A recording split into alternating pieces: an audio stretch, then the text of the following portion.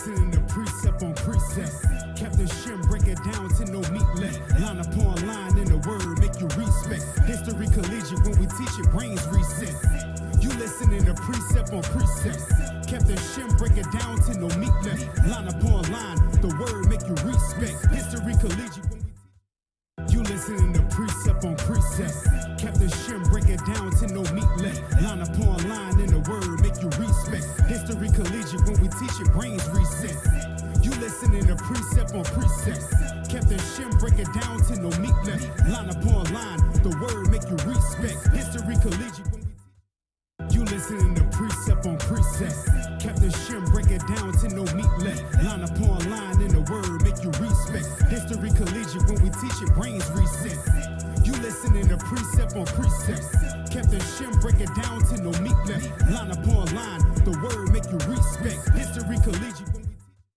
You listening to precept on precept. Captain Shem break it down to no meat left. Line upon line in the word make you respect. History collegiate when we teach it, brains reset. You listening to precept on precept.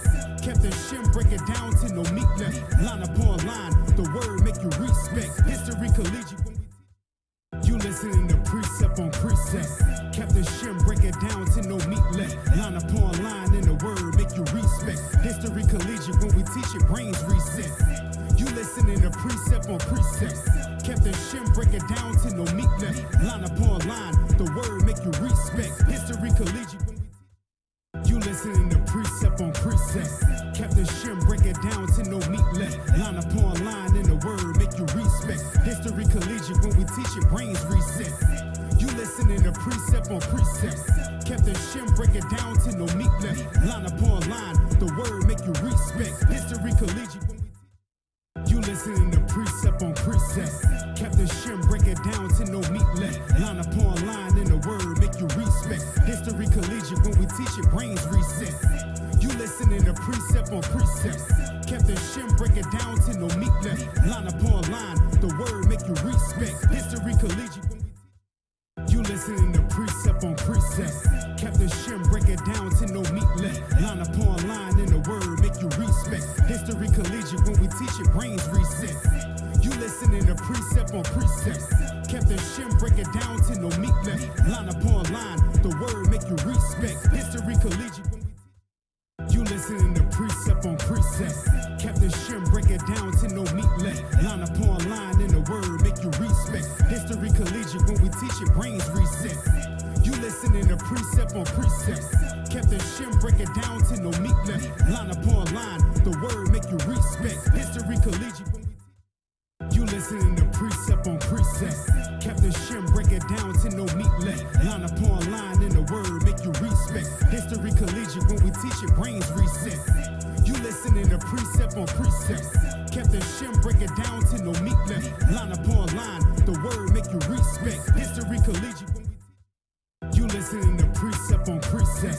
Captain Shem break it down to no meat left. Line upon line in the word make you respect. History collegiate when we teach it, brains reset. You listening to precept on precept. Captain Shem break it down to no meat left. Line upon line, the word make you respect. History collegiate. You listening to precept on precept. Captain Shem break it down to no meat left. Line upon line in the word make you respect. History collegiate when we teach it, brains reset. You listening to precept on precept. Captain Shem break it down to no meat left. Line upon line, the word make you respect. History collegiate. You listening to precept on precept. Captain Shem break it down to no meat left. Line upon line in the word make you respect. History collegiate when we teach it, brains reset. You listening to precept on precept. Captain Shem break it down to no meat left. Line upon line, the word make you respect. History collegiate. You listening to precept on precept. Captain Shem break it down to no meat left. Line upon line in the word make you respect. History collegiate when we teach it, brains reset. You listening to precept on precept. Captain Shem break it down to no meat left. Line upon line, the word make you respect. History collegiate. You listening to precept on precept. Captain Shem break it down to no meat left. Line upon line in the word make you respect. History collegiate when we teach it, brains reset. You listening to precept on precept. Kept the shim, break it down to no meat left. Line upon line, the word make you respect. History collegiate when we teach. You listening to precept on precept. Kept the shim, break it down to no meat left. Line upon line, and the word make you respect. History collegiate when we teach it, brains reset. You listening to precept on precept. Kept the shim, break it down to no meat left. Line upon line, the word make you respect. History collegiate when we teach. You listening to precept on precept. Kept the shim, break it down to no meat left. Line upon line, and the word make you respect. History collegiate when we teach it, brains reset. You listening to precept on precept. Kept the shim, break it down to no meat left. Line upon line, the word make you respect. History collegiate when we teach. You listening to precept on precept. Kept the shim, break it down to no meat left. Line upon line, and the word make you respect. History collegiate when we teach it, brains reset. You listening to precept on precept. Kept the shim, break it down to no meat left. Line upon line, the word make you respect. History collegiate.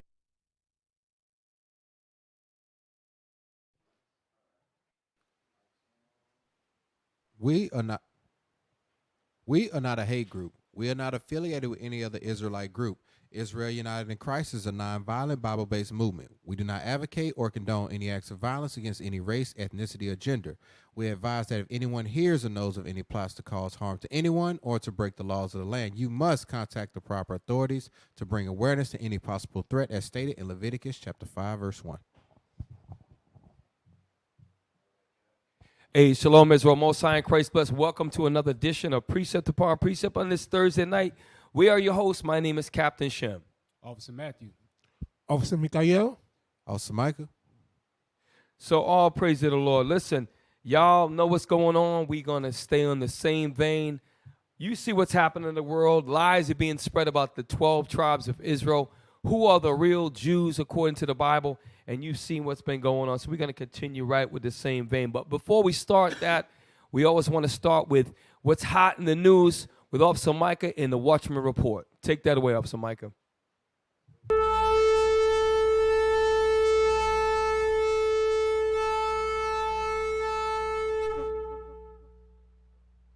Hey, Shalom Israel, Most High in Christ bless. Not going to take much time. I want to get to the great show. Let's go ahead and get started real quick. 7 injured in Texas tornado storms. Blizzards warning issued in 6 states as massive winter storm rocks U.S. So let's just keep our family in prayer down in Texas. You know, make sure that we keeping the commandments. All right. Next article, please. Black man renting Airbnb allegedly shot by white neighbor. Telling you, man, we got to stay in the commandments. We got to keep the commandments, y'all. Next article. Title, please. All right. So people who skipped the COVID vaccine are at higher risk of traffic accidents, according to a new study. Wait, so what? yeah. It's a fairly interesting read. What? So I guess hey,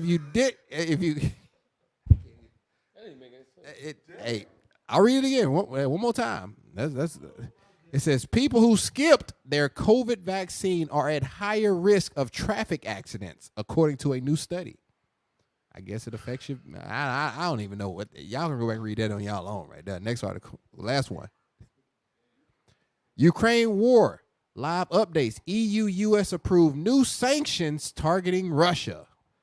So, all right, they give them the merchant of death, and then they put sanctions on them. This concludes the Watchman Report. Okay, welcome back. All praises for that. Y'all check them articles out. There's some good information. Let's put the thumbnail up. We start each show with a thumbnail. Officer Mikael puts it together. He takes time. He puts a lot of thought behind it. Officer Mikael, I want you to break it down to us because tonight's show is going right off of what we've been seeing for the last 2 weeks, ever since really the Brooklyn Barclays blitz we had. So the title is "The Gates of the Nobles Are Open." The families of Edom are planning. As you can see in the background, we have the U.S. and Israel, because that's what this is, the U.S. and Israel, Edom. And you see those fake Jews in the background plotting and planning. And in the front, we have the leader of the ADL, Mr. Greenblatt. And we have Joe Biden. And we have the second gentleman. Yeah. The second gentleman. And all of these families of Edom are controlling the narrative. They're painting the picture. They're lying. And that's what the thumbnail is depicting.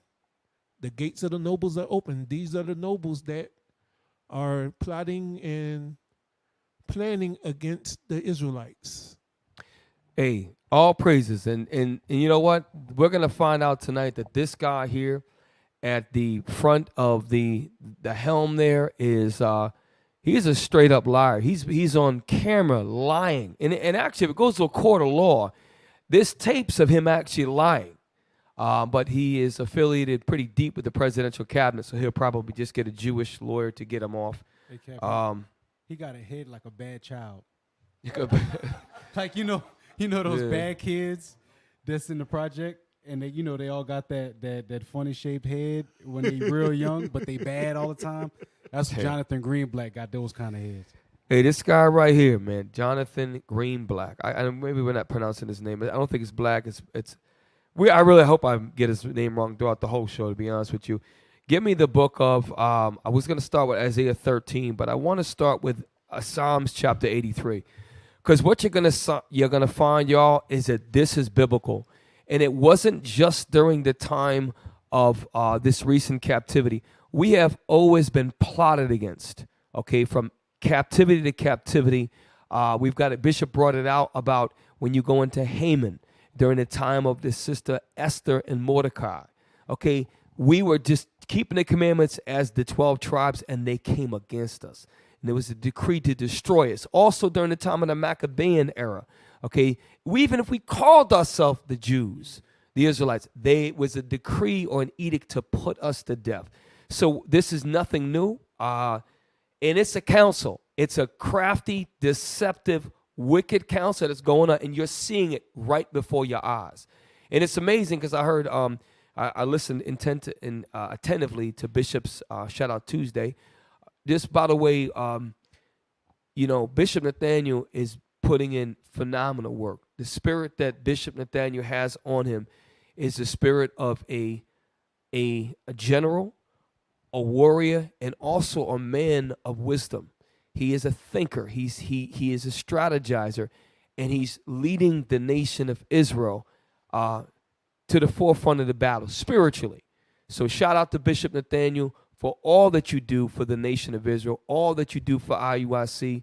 We thank you for being such a great example to us, the congregation of IUIC. We appreciate you, Bishop. All right, get me the book of, what did I say to get? Yes, Psalms 83. Start at verse, I think it's, was it 2? Or is it 1? I can't remember. Crafty Counsel. Let me look at it. Start at 2. I think it's 2, yeah. The book of Psalms, chapter 83 and verse 2. For lo, thine enemies make a tumult. So the enemies of God, when you read throughout the Bible, matter of fact, get me the Nehemiah chapter 5, verse 9. Because I'm going to let the Bible speak. Because a lot of you were raised, us were raised thinking that we were the Gentiles, that we were the heathen. We were the people that are outside of the children of the book. And that's not true.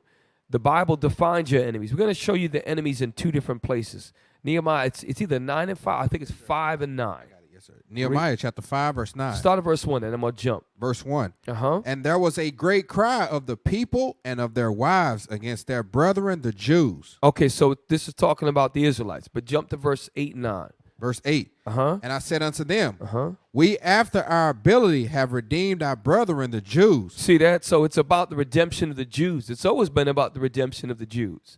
And that's the question of tonight's show is who are the real Jews? Because if we mention that we are the real Israelites, okay, we never denied that the people that who have taken the culture of the Talmud, set up rabbis and created a culture called the Jewish culture. We agree that's their culture. We understand that's not the Israelites' culture. We also agree that, yes, Adolf Hitler was a demon. What he did was horrible. to both the Jewish people, and by the way, shout out to Captain Shemaiah and Patient Saints Radio from last Sunday, also the Rhineland bastards who were black, who were Israelites, whose fathers were black GIs from World War I and other black people who had settled there. And we were in concentration camps right alongside of the Jewish men. And we died alongside with the Jewish men. So how can we be anti-Semitic when we died in the same concentration camps as you did? Yep. Went to war for them, got captured, and got killed right alongside of them. We helped to free what happened to, first of all, by the way, anybody that murders anybody, that is wrong. Thou shalt not kill. We do not agree with that. We do not agree with Hitler. Okay, Hitler was a damn demon. He killed a lot and tortured a lot of Israelites, the true Israelites over there. Just like Stalin was a demon. Just like George Bush is a damn demon. When he launched Iraq #1. Okay, and then George Bush, his son, against the entire world, went to war and killed millions. Not millions, hundreds of thousands of innocents. So he's the devil. Okay? So murder and death is wrong. But we're just showing, I'm going off a tangent here real quick. Read that before I lose track. And I said unto them, we after our ability have redeemed our brethren the Jews. We have after the ability redeemed our brethren the Jews. Nehemiah is during the time of rebuilding the wall. Nehemiah was an Israelite. Read on. Which were sold unto the heathen. You see that? We were sold unto the heathen. That's why I like verse 8. We, the Jews, the Israelites, were sold to the heathen. We, the Israelites, the Jews, were sold to the white man, and we was freed in 1863, 1865. Just saw a great movie called, with my brother Will Smith, who redeemed himself, called Emancipation. Y'all need to check. You see that movie? Y'all see that movie? I ain't going to say nothing. Everybody, y'all go see Emancipation with Will Smith. I'm not going to say nothing about it. That movie was heavy. It was a great movie. I'm surprised Will Smith actually played a slave that he went through hell. Okay, y'all, I'm going to leave it alone. Great. I'm watching it again and again and again. Read it again, please. And I said unto them, we after our ability have redeemed our brethren the Jews, which were sold unto the heathen. And will ye even sell your brethren? Right, because remember there was laws. You could, when you read in the book of Leviticus, and Deuteronomy, you could sell things that died and was strangled to strangers. You could lend to usury to someone from another nation. We've always had laws on how to deal with your brother and how to deal with the nations or your enemies. Now watch what Nehemiah says, read. Or shall they be sold unto us? Then held they their peace and found nothing to answer. Right. Also I said, it is not good that Watch this. He said, also I said, it is not good, read. That ye do. Ought ye not to walk in the fear of our God because of the reproach of the heathen, our enemies? Wait, you missed that. You read it fast, and I think we missed it. Read it again, Officer Michael, please. Also I said, it is not good that ye do. Ought ye not to walk in the fear of our God? Our God, not your God. Our God. Read on. Because of the reproach. The reproach, because they hate you. That's why they call you nigger, spick, wetback. They call you those things. It was funny. At my job today, I walked into a nigger joke today, straight up. Yo, and I laughed with him. Yo, he didn't even know what I was talking. I walk in, and it was some stuff, and I'm not going to say no names. And listen, they're nice to me for the most part, but he said, yeah, he said, look like this. And he said, look like somebody nigger raped this shit. And I walked right up. I said, yeah, you're right. And I smiled. I don't give a damn. I know what you're saying about me. Like, just say nigga to my face and I'll give you a high five. I love white men saying, you are a damn nigger. Thank you. Read it again. It happened to me today. It's amazing. Read it again. Also, I said, it is not good. You know what's crazy? You know what I realized? Every brother in this room, if we was in the world and you walk into something like that, what's the first thing you want to do? You want to strap. You want to, what? By you getting upset, you're going to change his mind. All of a sudden, all the years of white supremacy is going to flare off him because you got upset in front of him. Yeah, it's amazing, bro. That's why the truth is amazing. I laughed and I smiled. I'm like, thank you, Lord, for reminding me who the hell I am. Read it again. Also, I said, it is Asa over there, the brother said last show, he said, I didn't have no energy. He said, Captain, you need to turn the engine. I'm gonna turn the engine up. Okay, Asa? By the way, Asa's fat, and Gabe is too. I love fat. both of these brothers. Very fat. They're mad as hell at me. Read on. Also I said, it is not good that ye do. Ought ye not to walk in the fear of our God? They're overweight. They're not fat. Okay. I'm gonna stop. They I have- got in trouble for throwing the captain into the bus the other day. Okay. They have excess adipose tissue. Yes. That's body fat. Excess adipose tissue. Their stomach is just horizontally challenged. But none of the sisters, no, you sisters all are wonderful. There's no problems with any of the sisters in IUIC or throughout society. All of you are 165, right? Like Respucia said. I read on. Also I That was said, a reference from the movie Norbert when Respucia's asked before she goes down the slide. She said, man, we have a weight limit. She said, who are you talking to? She said, I weigh 165 multiplied by 3, right? Read on. Come on. also I said, it is not good that ye do.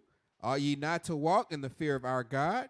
Because of the reproach of the heathen, our enemies. So remember in verse 8, it said we freed ourselves from the heathen. It shows you the heathen are the people that sold you. So guess what? The East Indians are the heathen. The so-called white man is the heathen. The Arabs are the heathen. And there's the proof right there. So the enemies are the people that sold you. Think about really. Okay, now go back to Psalms. I'm going to jump. I got articles to get to. I'm slowing down.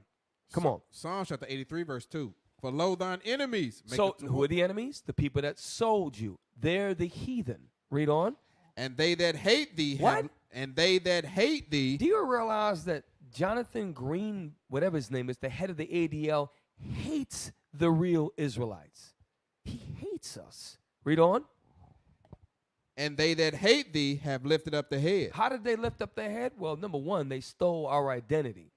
And now they're saying that you can't even profess yourself to say you're the real Israelites. Read on. But even if you do so peacefully, even if you clean up communities, even if you transform men's and women's lives to go from drug dealers and drug abusers to upright citizens who used to hate themselves, who used to do drugs and do all type of in gangs and got them out. Even if you do all of that, it's still hate speech. Read on. They have taken crafty counsel against thy people. Right, against thy people. That thy people are talking about the Israelites. Read on. And consulted against thy hidden ones. Right. They have said, come. And you know what's heavy about that? Because to this day, he goes on The Breakfast Club, and the audience on The Breakfast Club, which is watched by predominantly people of color, predominantly, right? And here you got a guy who's speaking to the audience of the real Israelites, and he's just deceiving them and lying to them. It's amazing. They're the hidden. They're the listeners of a major platform. They don't even know who they are. They're the hidden ones. Read on. They have said, come and let us cut them off from being a nation. And that's not just the so-called Jewish, the Russian Ashkenazis, and not just those. Okay, it was all heathen had a part in conspiring. Read on. That the name of Israel may be no more in remembrance. Now hold up. Everybody knows who's the Israelis are today, Israeli citizens of the Jewish men. Everybody know that. But the name Israel, Israelites, no one says Israelites anymore. Okay? So that's why we don't remember who we are. That's why you can go right now, you can go to Detroit, Baltimore, anywhere you go, any black city, any minority city, and say, who are you? And you get different answers every time. It's confusion amongst our people. So that being said, now I wanted to open up with that. Give me the first article, please. We're going to roll right through. I'm not going to spend too much time on this. It is, matter of fact, it is the first article that we posted, or whatever one you come to first is fine. All right. We'll do a little bit of reading. We're going to move on. Recently, there was a crafty council started December 8th, where I'm just going to give you a little backstory, and we're not going to get to everything tonight. Mikhail alluded to it. This is the first time in history there has been a woman, I believe a woman vice president, if I'm not mistaken. And her husband, Kamala Harris, her husband happens to be a Jewish lawyer. Interesting. So we're going to read an article. And by the way, when you read about further down, he's never really been a practicing Jewish. Never really practiced the religion. Interesting. Oh, because like Greenblatt said, Right. Right. You can feel Jewish. Right. And that's okay. As long as you're white. If Right. you're white and you feel Jewish, that's okay. But if you're black, you got to have something on your head. You got to go the whole mile just to prove, because other than that, you're just a nigga. But if you go all out the way and act just like them and put the strings on and put the yarmulke, and I'm not making fun. This is their culture. The Talmud with the trained rabbis, which has nothing to do with the Bible, that's their culture. And I can't really knock them. That's why they wear yarmulkes. That's not biblical. That's why they wear the non-biblical fringes. Okay, that's their culture. I'm not knocking them. I don't want to be like them. Okay, that's their culture, the Talmudic-based, rabbi-trained culture, and that's what it is. I'm not making fun of it. That's not biblical culture. Read on. Article. Sorry. Second gentleman Doug Emhoff to convene anti-Semitism roundtable at the White House this week. So the first thing I said to myself, I said, I'm researching the wrong article, because I said to myself, why wouldn't Kamala Harris take his last name? And I'm saying to myself, well, maybe he doesn't want most people to know he's married to a woman of color. I don't know. Interesting. Read on. Second gentleman Doug Emhoff, the first Jewish person in his position, will convene at anti-Semitism roundtable Wednesday at the White House. Emhoff's office tells CNN. Planning for the event was underway for weeks, but White House aides said that it's taken on extra significance now following a series of anti-Semitic comments from the rapper Kanye West, who now goes by Ye, as well as the revelation that former President Donald Trump hosted West along with white nationalist and Holocaust denier Nick Fuentes at a dinner at his Mar-a-Lago estate in late November. So first things first, he's going to pull up three key so-called celebrities. Ye, which brother Ye, Kanye West, who does know he's an Israelite. And he has said some outlandish things over the past 12 years of his career or so. Then you got Trump, a nut job, but a real nut job.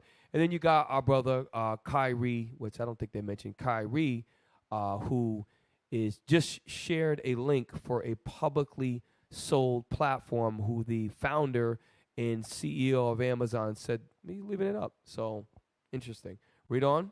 Literally every single day it gets worse. Emhoff said on Friday, appearing at an event in Washington last week, where he described himself as in pain. So this guy, who is a millionaire, Jewish lawyer, is in pain with things that happen every week. Well, now I know there was some terrible thing that happened. I'm not making light, where the Jewish father and son, and it's not right to shoot anybody with any pellet guns or anything, and there was a very minor injury. They refused medical attention, and people up in arms, and they're losing sleep about that. Meanwhile, in Chicago, 17 people died in the last 2 weeks from black-on-black crime, from guns that they did not manufacture nor bring into the community. Read on. Jews in our generation didn't experience this level of anti-Semitism at all. Interesting. Read on. He added, like with so many issues, we thought that it was behind us. Interesting. So I'd like to know all of these deaths of Jewish people that is going. I'd like to see the statistics. Because if you have 5 things that happen over the course of a year, and you have 3 more events that went up 66%, and you can play with statistics to make it seem like it's, which is mathematics and just raising percentages. The reality is that very few and it's wrong that anybody goes through crimes of hate based upon religious origin. The reality is that if you took that number and multiply it by about 100,000, that's what you get the plight of the black man in America. And this is why this is amazing to read this. Read on. Well, that's what I was going to say, Cap. It said Jews in our generation didn't experience this level of anti-Semitism at all. Right. But we did. You damn straight. We experienced enormous levels to the point to where if they had to deal with the level of hatred and racism that we had to deal with, they would probably kill themselves. Mm-hmm. They probably wouldn't have the spirit to endure all of what we have endured as a people. So to your point, Officer Matthew, the the stock market crashed in the 1920s. Most of those people that was jumping out of buildings, killing themselves because they were going broke, were Jewish. So that's to your point. They would not last long at all. And that's why, the Israelites, we are very resilient people to go through. That's why y'all get a chance, check that movie, Emancipation, out. It is very moving about the spirit that our forefathers had on them to survive and to keep and to join their families again. Read on. Imhoff joined by domestic policy advisor Susan Rice, director of public engagements Keisha Lance Bottoms, and administration special envoy to combat anti-Semitism Deborah Lipstand. Now watch, slow down real quick. So now Imhoff, remember, he's the second gentleman who is a Jewish lawyer who is the husband of the vice president, Mrs. or Mrs. Kamala Harris, right? A woman of color, right? That black woman, when she got in power, because now they've got one that somewhat looks like them. East Indian, right? She has some of a little curl to her hair, but she's not a black American woman. Read on. Will bring together leaders of 13 different Jewish groups. Now watch this. So out of those 13 different, they're gonna have a round table. The second gentleman's gonna lead it, and all these groups are gonna come around. Watch some of the names that they mention of these groups. Read on. From the Anti-Defamation League to So they start with the most prominent one. So this ADL is going to be the ones that help to set and create policy at the level of the national presidential level, because they call this Biden's roundtable, right? So you got to see what's really going on and how this is very much in the beginning stages of what happened to us during the time of Esther. Okay, you got to see this. This is the beginning. Read on. To Jewish on campus and several religious organizations. Right. Watch this. President Joe Biden is not expected to attend the round table, but he is expected to continue to speak out, including potentially at the Hanukkah reception the White House is planning for later this month. Wait a minute. The leader of the free world is not going to sit in on a talk that's going to create policies that he's going to enforce on the rest of the world. That goes to show you how much power Amalek actually has. Because could we create policies after the Tuskegee experiments? Could we create policies after the murder of our black leaders from the 1960s to the 1980s? Can we create right now policy that says we can't even create policy that says we don't want black women aborting babies? Right. They've tried earlier this year. And that's what we're going to get into later on, to your point, Officer Matt. We're going to show you what something this guy, Jonathan, the head of ADL, says about the recent so-called anti-Semitism commentary, and that how it affects violence in the Jewish community. Well, we're going to show a compare and contrast to what Jewish media conglomerates are allowing to happen to the black community. And it's not even close. It's amazing the level of hypocrisy. And this is what the funny thing about, not the funny thing about is that our people are so ignorant, they can just say, this guy could come and run his mouth, and people just believe him. No one checks him. They'll fact check everybody else. A black man come up, they'll fact check the hell out of you. They will fact check the hell out of Farrakhan. They'll fact check the hell out of somebody that comes in and talks about pro-life. But they won't fact check this guy.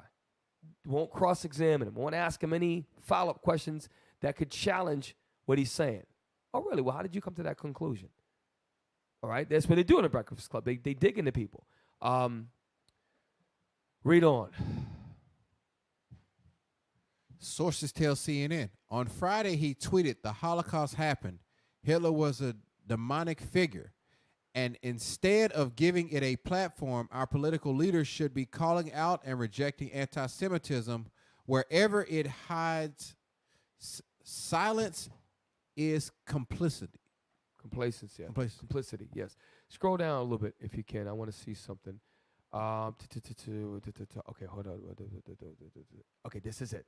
We're going to jump to the next article after this. Emoff, that we're going to start where it says the end of that paragraph. Yes, Watch sir. this. Emoff has talked before about how he wasn't religiously observant for much of his life. So wait a minute. So he's a Jewish lawyer who for much of his life, meaning most of his life, he didn't even practice so-called Judaism or the religion of the Talmud, which the so-called Jews practice. Jewish, that's what they do, right? That's how their rabbis are trained. These are facts.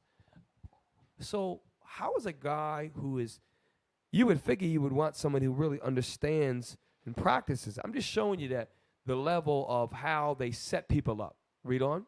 And was surprised by how much attention has come on him for being Jewish since Biden named his wife Kamala Harris to Biden's presidential ticket.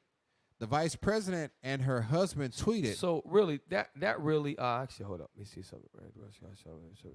But you never said taking role, combating corruption.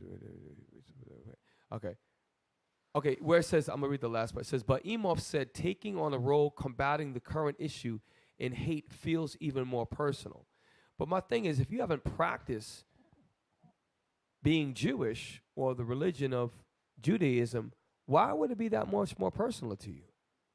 I don't understand that. If you're a devout Christian, I understand it. Somebody's attacking Christianity, or you're a devout Muslim, someone's attacking, you practice your whole life. Just showing you really what's going on. We can go to the next article unless y'all got something. It's that right there. I do not see this as a Jewish issue.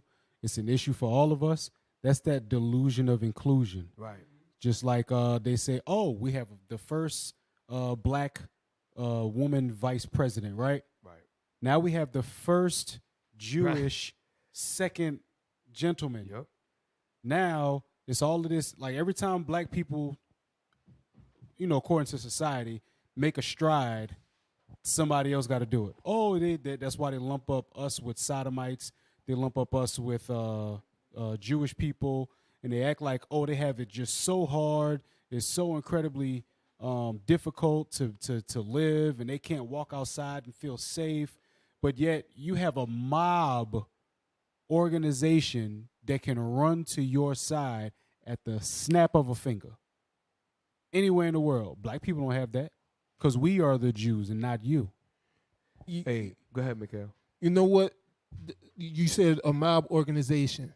The ADL was formed in the 1900s because there some guy, Leo Franks, murdered a 13-year-old girl and tried to blame it on a black man. Tech team, pull up Leo Franks, and we're going to get that. Matter of fact, let's segue right into this. If you can, I know I'm throwing a little curveball at you. Pull up Shout Out Tuesday. Go to 36. I was going to save that, but I like the way you did that.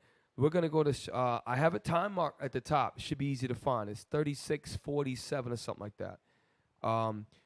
And if you can find that guy's name, I want to pull that.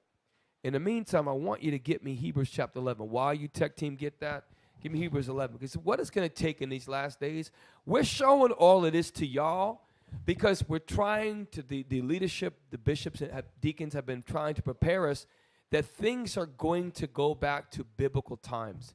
You have to understand the enemy that you're dealing with.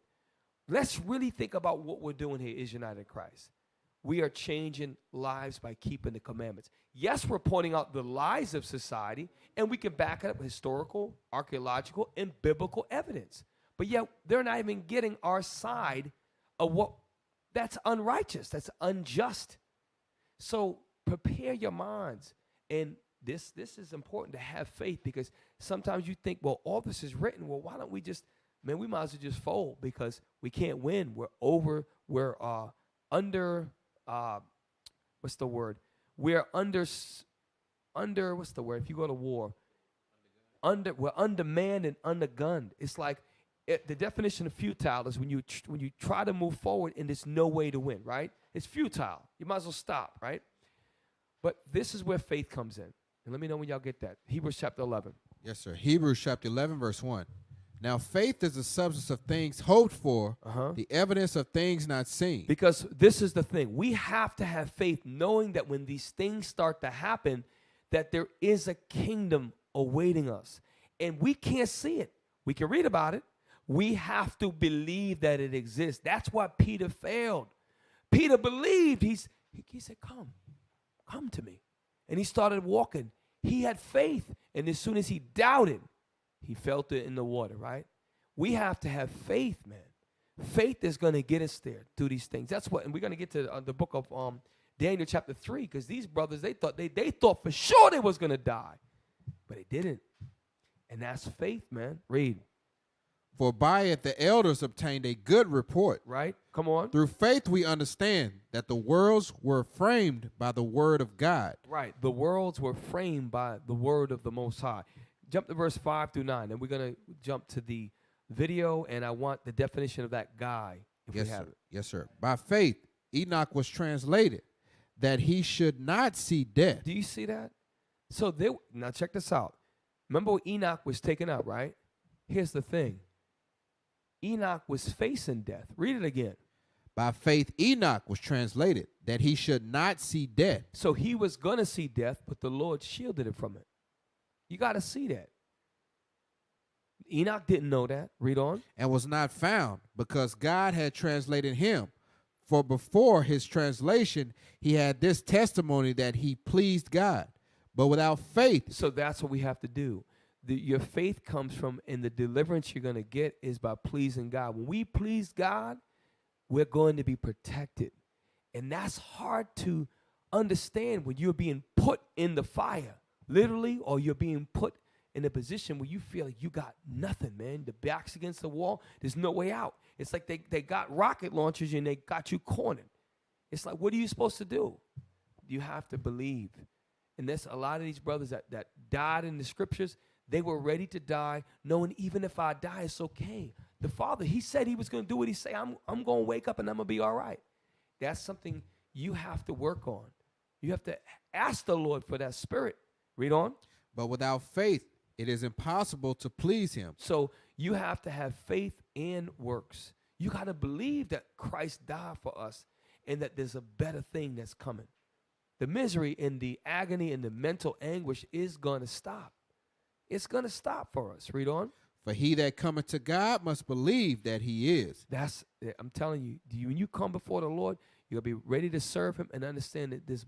Like I said, remember when Elisha was with the servant and he said, Father, he said, Lord, open his eyes so he may see. Well, we don't understand it. Even in this room right now, a lot of us, myself, we don't understand that there are angelic forces that are around us. Just because we can't see them doesn't mean we're there. You have to understand that. Like, for example, right now it's night, right? The sun's gone, right? But it's still there. We know that because we have proof of that. But what happens if we didn't know the kingdom is there? We have to believe it's there even though it's not there. And it's hard to understand that. And we're going to be tested. Read on. And that he is a rewarder of them that diligently seek him. So we have to understand that through these trials, when we start to die, when things start to happen to us, don't worry about it, because read that last part again. And that he is a rewarder of them that diligently seek him. We're going to be rewarded if we continue to diligently seek him. Don't be afraid. All right, don't be afraid. Let's get the guy. And what is his name? I'm sorry. Leo Frank. So Leo Frank, the ADL, the Anti-Defamation League, was formed to protect a man named Leo Frank. We're going to read about him just so we get a backdrop. Yeah, Wikipedia, I understand this. Maybe not. It can be adjusted and changed. I understand that. But we are going to watch Shout Out Tuesday. Bishop does another reference, but let's start with this. Come on. Leo Max Frank, April 17th, 1884. August. They took it off there. They took it off? Come on, man. Even through the YouTube? Now, what about, there's a link, what they did before, with by the way, Shout Out Tuesday, I opened it up twice today. They make you go through 2 tabs. The first one is this is deemed inappropriate by some audiences. And I'm telling you, when the content was basically historical, everything was history that Bishop was bringing out. Matter of fact, let me just see something real quick. This is what, I don't know if can you show that, the screenshots that I posted? What was going on? Just tell. The last one, I'll forward it to y'all just so we have it fresh, precept upon precept. So anyways, what they did is, I've never seen two before. I've seen one where they give a warning, but this time it was they wanted you to stop, like really, no, stop now.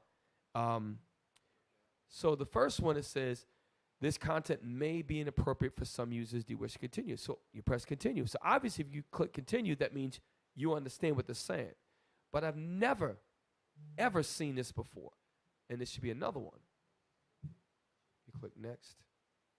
Okay, now, the following content has been identified by the YouTube community as inappropriate or offensive to some audiences. They say it again. You got to confirm. Two things they're doing here. Number one, they want to dissuade you from watching. Number two, they're tracking you. And you know why they're tracking you? Because they could say one click could be an accident.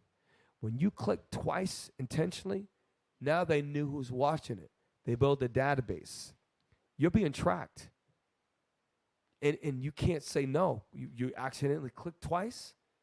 Esau's are very wise. They're very wise. They're very wise. Okay? It's okay.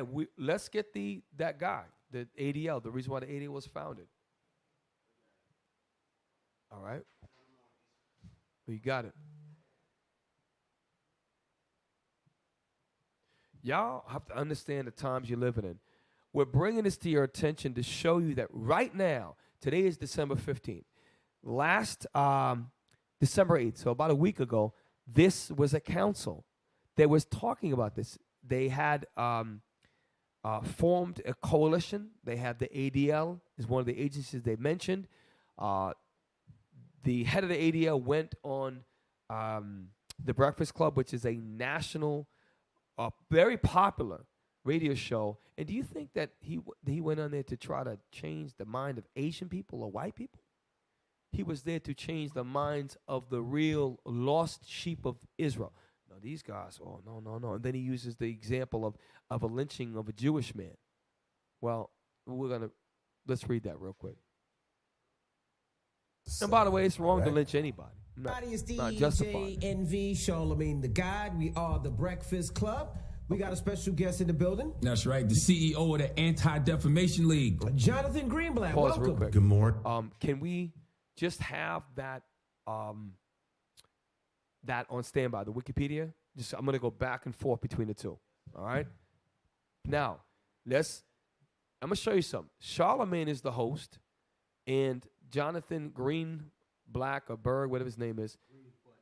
Right. He is the gentleman. Well, he's not. He's a man, and he's standing over there, sitting over there, and let's see what he has to say. Morning, welcome. Thank you for having me. How are you, man? I'm well. How are you guys? Yeah, blessed, black, and highly favored. Doing pretty good. There you go. So let's start off. What is the CEO of the Anti-Defamation League? Well, What do you do?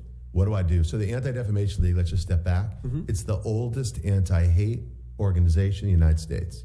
It was founded in 1913 after a Jewish man was lynched. Pause. So He'd been I want to falsely start accused of right a here crime. because he prefaced it as if he was innocently lynched. Like they just took him out of a building and just for no reason just attacked this guy, right? Not like how we were lynched Right. innocently. That's exactly how people in my extended family, your extended family, were abused, lynched, hung from trees, in many months. In this very room right here, our families, that happened to us.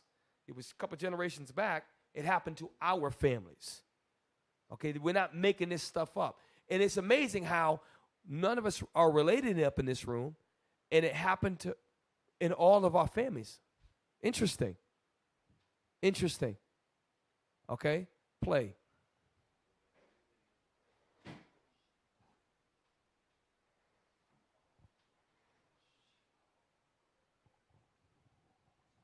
And what I mean by that is, if in any black family, you can go back on whether your wife's side, your side, you can go back and somebody in your family, something very bad happened to them. And as you get to the early 1950s and before, okay? So now, just pull the article. We can get the article. We'll wait for the video. All right. A Jewish man was lynched. He'd been falsely accused of a crime, wrongly convicted, and ultimately the mob tore him from his jail, and they hung him from a tree. And while the corpse was still hanging from the rope, They all gathered around, the town did. They had a barbecue underneath the body. They What took he's doing is he's trying to make a connection of empathy. So once he gets the listeners and the host to emphasize and say basically through empathy that we're the same. Oh man, that's messed up. So now he's actually trying to make it seem like he's a different race than the white man who was doing the lynching to our people. No, it's the same exact race. And Kat, okay, just to put it out there, a lot of people were lynched. Black people were lynched more, 10 times more, but there were white people that were lynched. There were women that were lynched. There were Chinese people that were lynched. Lynching was like being on the cross back in the time of Christ. Happened to a lot of people. So with him sitting there talking about, oh, well, he was lynched and he was falsely accused.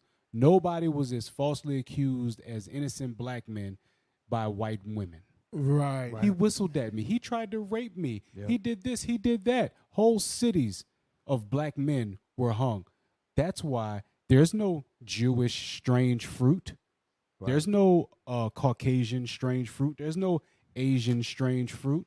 Why did we have to make that strange fruit song? Because we saw it all the time. You saw black bodies swinging.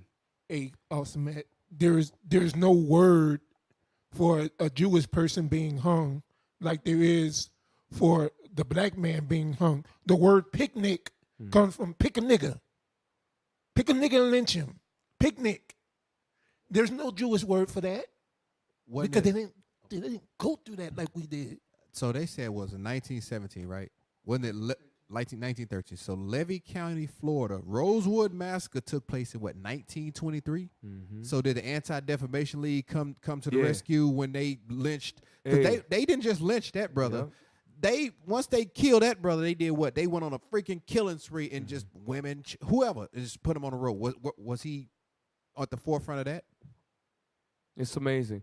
He's trying to do damage control because he realizes that there's a group of Israelites who are standing up in these last days with the laws of God. We are peaceful. We do not hurt people. We have to read the disclaimer. We are not affiliated with any. We are non-violent. What is it? How does it go?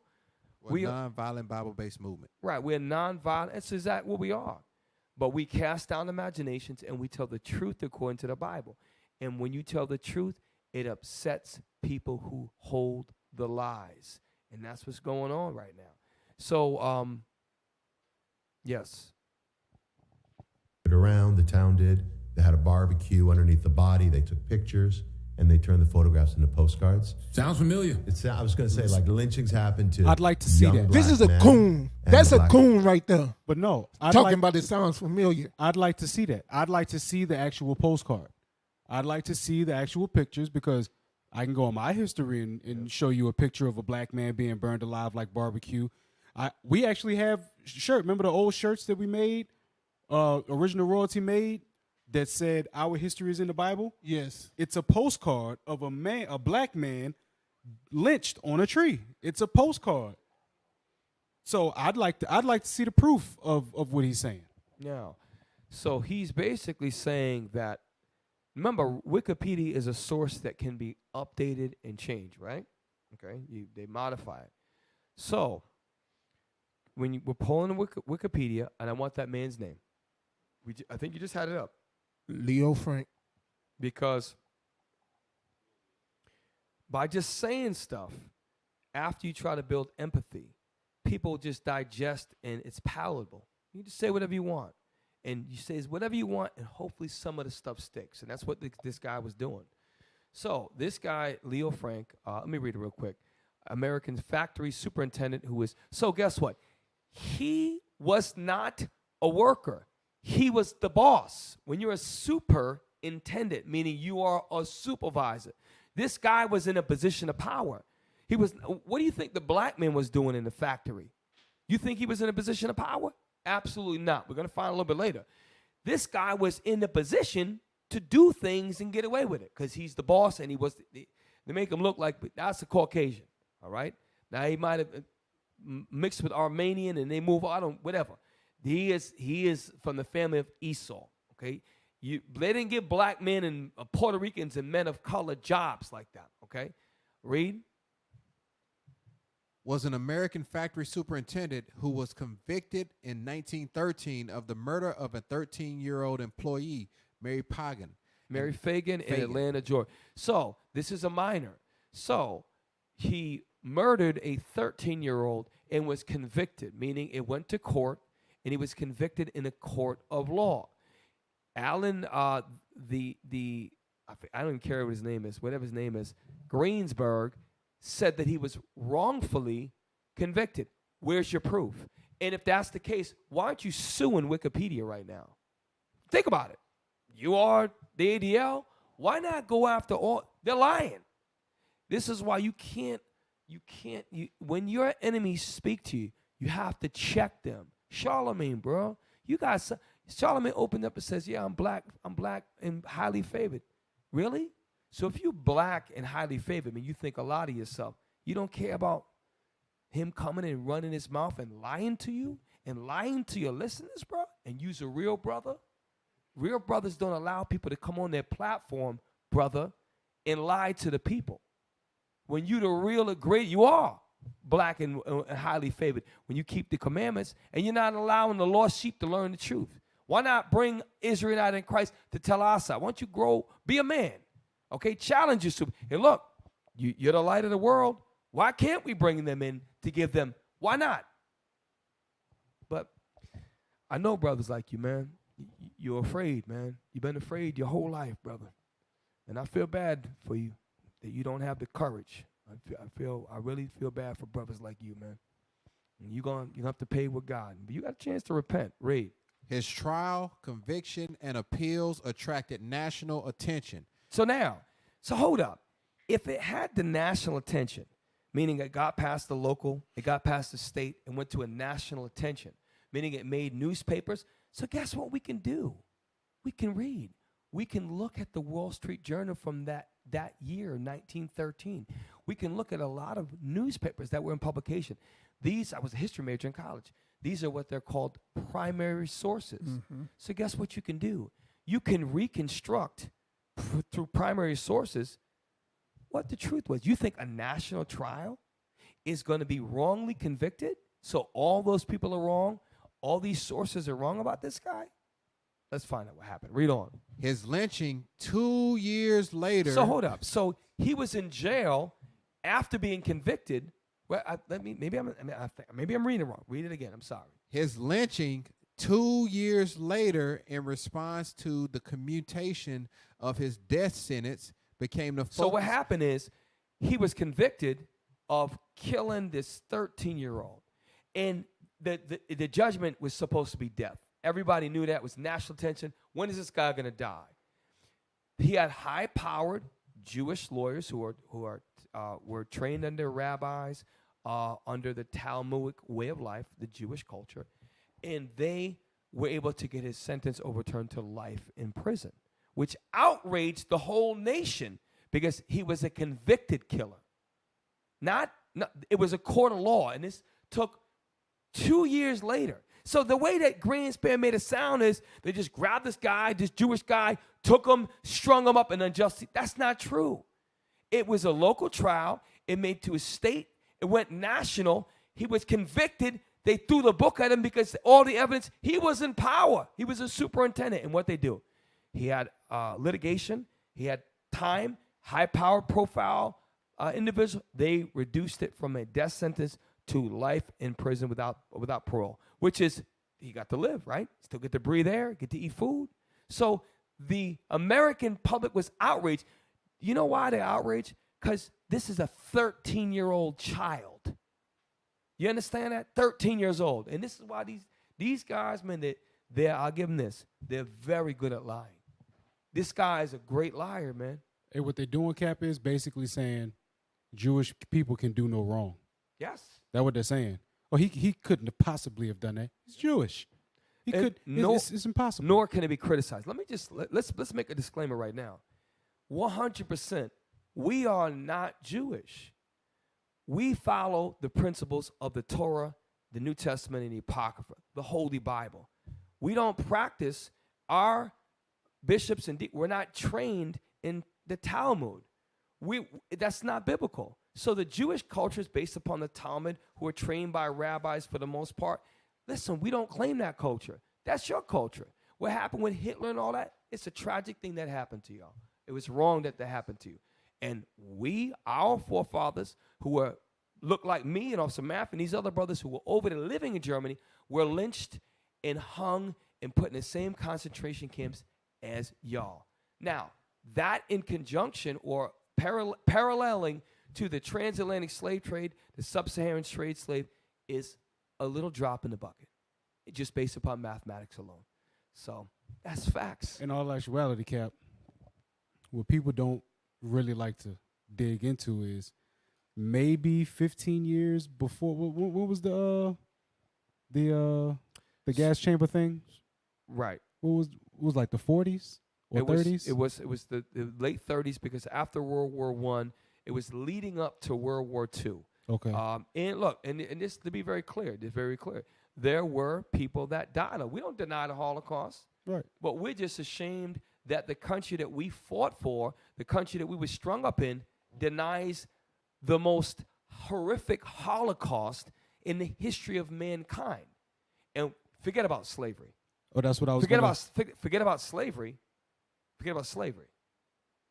That's what I was going to bring up, because they bring up, 6 million died in 5 or 6 year span.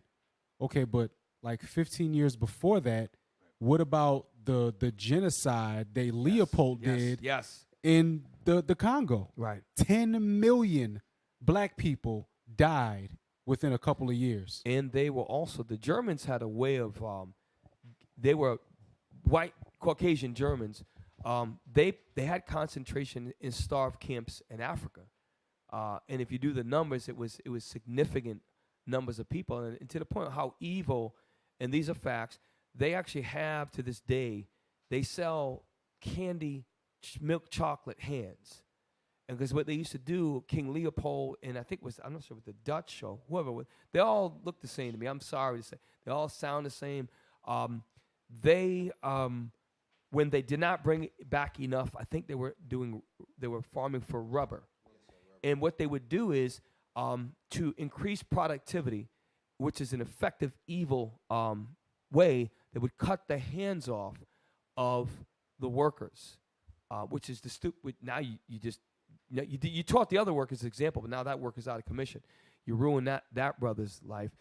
And then what they did is, to mock them, they made candies of black people's hands, and so I think they still sell them. I hope they still sell them to this day. So the point is that the atrocities of our history, our Holocaust, are just so vastly and without emotion, without sounding any, are so much more than what happened. And let's say we give them 5-6 million, and that's wrong. Oh, that's bad. Everything like that. And black people actually were in those concentrations and died along with them. Were tortured. They would call them the Rhinelander bastards. Captain Shema did a great job. Whole Patient Saints squad on Sunday morning. The point is that when you compare it to what our people went, it's a joke. It's a joke. If you're a mathematician, if you're a man of logic, you can't even compare it. It's like comparing the ship, the Titanic, with a rowboat. Yeah, a rowboat does sail in the sea and it can hold, but that's the Titanic. That's really what you're dealing with. Okay, and any man of reason and any man of any logic has to agree with that. Doesn't matter what race you are, you have to agree with that. Okay, go back to that video. I'm going. I can't believe this. We're gonna do a part 2. Get the video. This damn. Sounds familiar. I was going to say, like, lynchings happen to young black men and black women very frequently in the South. This was the first high-profile lynching of a Jewish man, and a bunch of Jews said, we got to do something about this. And so they founded an organization they called the Anti-Defamation League, and they wrote a mission statement that was pretty amazing. So what is Jonathan Greenblatt not telling us? And Charlemagne refuses to even ask. Now, we all know they have a primarily black and Latino audience. So what is Jonathan Greenblatt's message that he's not telling us? Most people know that the Anti-Defamation League of B'nai B'rith is an organization that seeks to defend the Jewish people from any criticism. Many people do not. A lot of you at home could probably pick up. You do know that this is a Caucasian woman that's speaking right now, right? We should be picking up on this, right? This is unless she's the whitest sounding Puerto Rican I ever met. This is a Caucasian woman. Read on. Maybe I'm stereotyping, but play on. That seeks to defend the Jewish people from any criticism, but many people do not know why the ADL was formed. This story starts in 1913 when a man named Leo Frank, who was president of B'nai B'rith's Atlanta chapter, raped and murdered a 13-year-old worker, Mary Fagan, in the Pennsylvania. So now, this is where you have to think objectively. It said raped and murdered. Wikipedia said murdered. So that would explain why they gave him the death penalty. Because if you think this is someone's the 13-year-old child, you rape and you murder when you are the superintendent, you are the man in position of power. Of course it's going to that's a horrendous, terrible crime. And the way he slid it is like this dude was innocent, wrongfully accused. Well, how can, with all them powerful lawyers, if they can reduce your death sentence to life, you don't think they could prove that you're innocent? There's a thing called facts, process of elimination, forensic science. They had forensic science, not to the level now, but they have, it's a whole art. Okay? Play on. What's crazy is they still blaming the black man to this day. In the Wikipedia article, it said researchers maintained that it was Jen Connolly that did it, not him. Wow. Atlanta chapter, raped and murdered a 13-year-old worker, Mary Fagan, in the pencil factory where he was a superintendent. Now, real quick. He tried to. Now, hold up. So this is a white Jewish man. When I say Jewish man, who is Caucasian, the child that he was accused and convicted of raping and murdering was a 13-year-old. This is a Caucasian child. Okay, play on. Mary Fagan in the pencil factory where he was a superintendent. He tried to blame a black janitor for the crime, but all the evidence pointed to Frank. He tried to blame a black janitor for the crime, but all the evidence. Pause real quick. So, when investigating a crime, there has to be evidence, and he was already a superintendent of a pencil factory. So, meaning that's a big operation. When you're over pencils were big business. Now they're not so much now. The internet and everything that's online, but pencils were huge, pens, particularly pencils. He had this, obviously she worked there, the 13-year-old most assuredly worked there, right? He raped and murdered her, and all the evidence pointed towards him. So that means there was an investigation that took place. And here's the other thing. Let's just think logically. After the investigation, and you got all these profile lawyers, if you were innocent, then why couldn't they get your sentence dropped? Let's really think about it. You can recreate evidence. Well, okay, 2 years before, they had 2 years to prove, and they got him to drop the charge from death execution to life without the possibility of parole. But my point is that you see how Esau do, and by the way, just to be clear, black men all the time were falsely charged with crimes and put to death. This is why it's not shocking for us to believe that, like Officer Matt was saying. Hey, Cap, What do you think happened to that brother? right. What I was going to ask is, when do you think they found out that Frank was Jewish? They couldn't tell by looking at him. Right. When do you think they found out that he was Jewish? After they lynched him and his mother was there crying like, oh, my God, I can't believe what happened? Is that when? Because no, it was after they found out that he raped Mary Fagan, because rape leaves DNA evidence. True. And I bet you they blamed the black man, right? Cap, this is 1913. I could bet you. 15? 1915? 13. They beat the hell out that brother. I can bet you he was the one that stopped it. I bet you. He was the one he's a janitor. Right. Yeah. He's all over in the building. Right. He hears a scream. He's going to go investigate it. And they try to blame him. But the little girl was like, no, you didn't. Remember, all of the evidence pointed towards that. And if I'm a janitor, right? Yo, I'm just trying to mop the floors to feed my family. I'm black in 1913. This dude was the boss. He ran the pencil factory. He had money, he had power, and he had friends. How do you think he got in that position? So we got to really start thinking, this dude comes in. Why are we going in? So they keep talking about the same thing. Because this dude went on and cleared this dude's name in front of everybody and justified the ADL like it had a righteous start. No, it's not. Just research for yourself. Read on, play on. To Frank. He tried to blame a black janitor for the crime, but all the evidence pointed to Frank. He tried to blame a black janitor for the crime, but all the evidence pointed to Frank. The ADL formed in 1913 to protect Frank from anti-Semitism, but he was found guilty in 1915. Frank's lawyers appealed, but failed. Then Frank's powerful friends got Georgia Governor Sladen to commute his death sentence to life imprisonment, which outraged the public. A mob formed, broke Frank out. So the reason why the public was outraged, now, lynching, taking justice in your own hand is never right. But it took 2 years for them to rule. But how do you get to sway a governor's mind? They had connections, man. These people were in high-profile attorneys and businessmen, and they were able to sway the governor to go and change something where clearly the police, the detectives clearly said no, and they convicted him to death. So again, play on. His death sentence to life imprisonment, which outraged the public. A mob formed, broke Frank out of jail, and lynched him. The ADL got Frank a posthumous. Whoa. That is that Rewind picture. that a little bit. Apparently, Look allegedly. at that picture. Allegedly. Let's look at that picture and let's see. Look who's in the picture. Look at all the people in the picture. Why is it significant of all the people in the picture? Because there's another link that we have. Y'all don't have to pull it up. In the link, it says there were 170 employees at this pencil shop, and only 8 of the employees were, well, they say Negro, so-called African-American, right? So that means the 162 employees were Caucasians.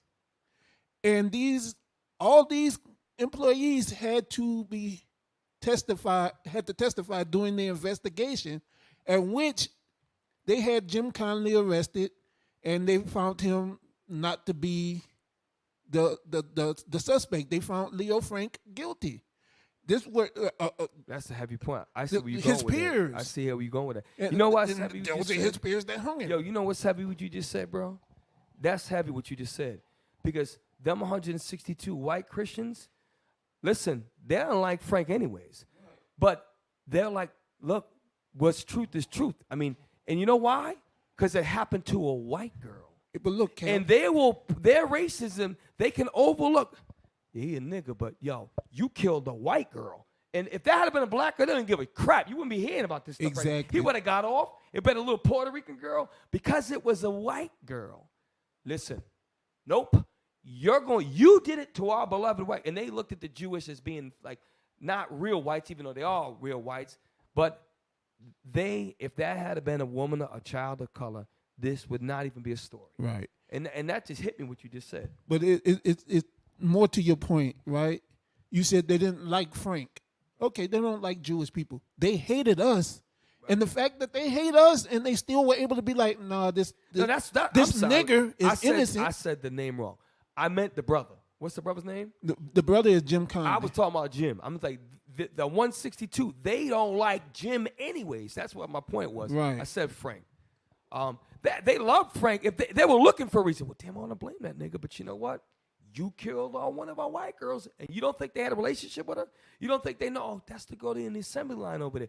She's like, I'm my little sister too. So they're not going to allow certain things to slide. So all these people all lying. It don't make no damn sense, man. And he was the boss. He was in charge of all of them. I'm telling you, bro, these people are deceivers. And they can lie on a national syndicated show, and you take it. These brothers, man, I'm telling you. Charlemagne, man, I pray the Lord give the spirit a spirit of courage, man, and he just can stand up and just do the right thing. But it is what it is, man. Some brothers got to be that coon.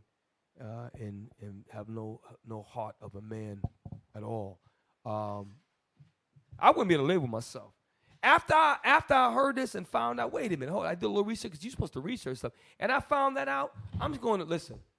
I'm gonna do whatever I can. You need to get these guys in to speak for themselves. Let's get an Israelite come on a different perspective, because this guy right here is sullying. And guess what? I might not understand everything Israelites say, but them is my brothers. We had the same history, same slave ships. I'm black and highly favored. So what you saying you're black and highly favored because you're saying that you survived slavery, your people came through hell, and you're saying I'm still blessed, I'm still here. That's what you're saying.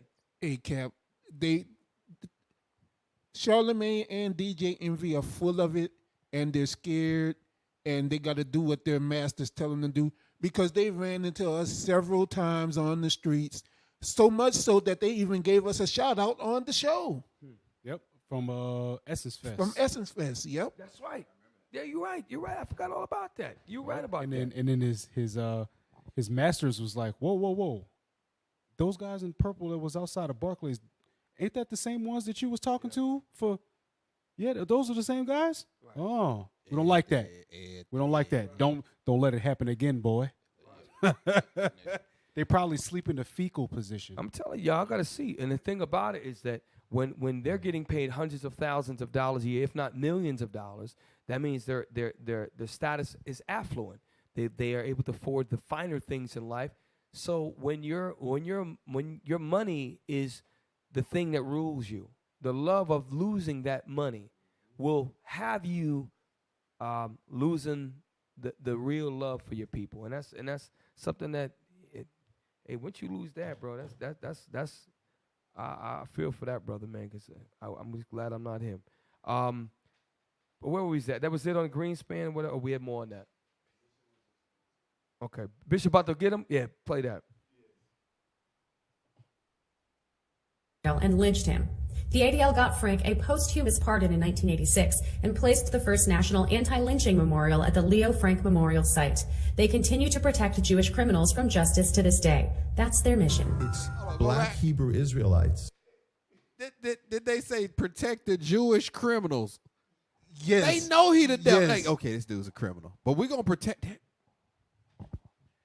Something that they do all the time. They stick together. Yeah. Even when they wrong.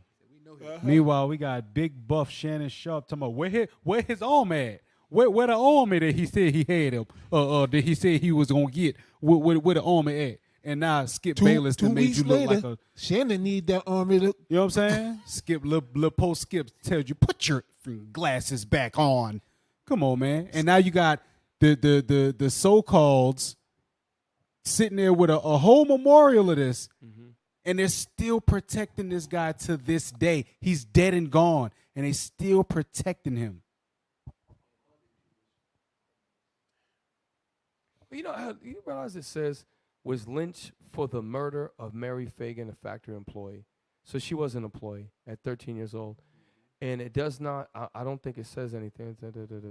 It does not say anything about him being innocent, was lynched for the murder. So he's saying that he is a murderer. And the whole thing they're pointing out is because he was lynched, because he was convicted as a murderer. That part was wrong, and they're highlighting that part. But history says that he's convicted and bears record through an investigation, a police investigation that found that made it past. You got to keep saying these things. What makes a trial go national? If there's a murder in Baton Rouge or New Orleans, very rarely does it might make the state of Louisiana, but very rarely would a single murder make the national attention. Think about that. This was 1913. They didn't have the nightly news. To make them, it's got to be huge.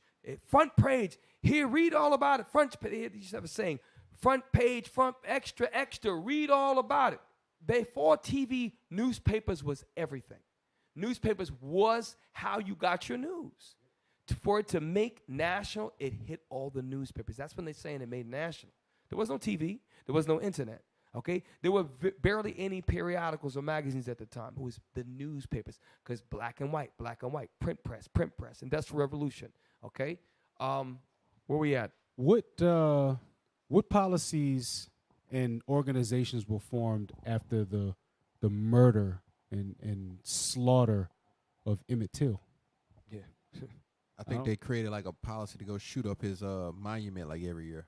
Don't they still do that? Was that Emmett Till? They do shoot. They do shoot up. Yeah, they shot up Emmett Till's memorial. Yeah, yes. that's what they went open target practice up on. Because see, one ish guy gets he gets lynched because he was supposed to get the death penalty because he committed a crime, and they get mad and they form a whole organization to fight or to protect their criminal activity. Meanwhile, innocent little kid, 14 years old, gets wrongfully accused of whistling at some ugly old white woman, and now he gets beat and dragged and beat unrecognizable, thrown in a river till his body bloats up. But there's nothing happened with that though. Well, and she's still alive. Yeah. Yeah. And younger than Bill Cosby. She's too old to go to prison, but yet the Nazis were being hunted down in South America into the late 70s, early 80s, and being prosecuted. They were hunting them down throughout the entire world. And this woman is in the United States. In the same country she committed the crime, which she is a criminal when you falsely accuse somebody or you don't stand up for justice, which even they have an innocent bystander law. If you see something, you're supposed to say something. Seinfeld did an episode on it years ago where one of the last episodes is they saw a crime and they didn't do anything about it. And in New York, there was a law, and they all went to jail. Okay? Let's watch the rest of the video, and then the last part of the show we're going to do is this. We're going to show you what this guy, the head of the ADL, says and makes a connection between that and what is being said by the Hebrew Israelites in crimes against so-called Jewish people, right? We're going to parallel that to the fact that what Jewish record execs allow to do, and then you see the evidence of criminology and murder in black music, and they allow it, and the music keeps selling. So we're going to show you a great disparity. Play on with the... From justice to this day. That's their mission. It's black Hebrew Israelites this weekend. What, today's Monday? Tuesday. Wednesday. What's going to air on Wednesday? Sorry. Now, pause. Stop. Notice how he segued it. He said, and he goes right into black Hebrew Israelites. So there goes that negative terminology, black Hebrew Israelites. And he said it slow. He made sure he pronounced all of the syllables. Black Hebrew Israelites. No, he didn't say black Hebrew Israelites. Black Hebrew Israelites. There's a reason why he said it like. Read on. Play on. Tuesday. Wednesday. What's going to air on Wednesday? Sorry. So it is over this past weekend in Staten Island on Sunday, a Jewish man who he must have been Orthodox because you could identify that he was Jewish. I want you to rewind and his son. I want you to rewind it. Bishop, break it down, but I want you to rewind it again because this is one play on. It's not like they chopped and they added it. So he puts a term out, shock factor, and he rolls into the next thought. So automatically you're like, well, what he's talking about, he must be talking about that. But he does it so deceptively. Play it again. Mission. It's black Hebrew Israelites this weekend. What, today's Monday? Tuesday. Wednesday. What's going to air on Wednesday? Sorry. So it is over this past weekend in Staten Island on Sunday, a Jewish man who he must have been Orthodox because you could identify that he was Jewish, and his son were shot by a young man with a pellet gun as they came out of guns. I did see that, yeah. And so when he was asked by the police, they said it was a hate crime. He said, how could it be a hate crime if I'm a Hebrew? Stop. So wait a minute. So remember. He said black Hebrew Israelites. That's when you read about the Israelites, that's who they label us. BHI, black. Now he is talking, he makes a statement about the person that did the shooting with the pellets, which was non-lethal, which it was wrong that they did that the guy did that. He was a Caucasian, later on you'll find out. But black Hebrew Israelites, then he makes this thing, how can I do it when I'm being Hebrew? Because he's linking up with what Kyrie said. How can I be anti-Semitic if I know who I am? So he's taking that and he's putting that because that's fresh in people's mind and the audience's mind. Oh yeah, okay, wait a minute. He's making the connection. He's doing his witchcraft right now. Okay? This guy's very crafty. Micah, you want to say something? Yeah, can we get a scripture? Isaiah 32 Yes. and 7. This is what he's doing. This is exactly it's our people. If we don't see it, it's dangerous what he's doing. Very dangerous. But Most High, he got us. You got that also?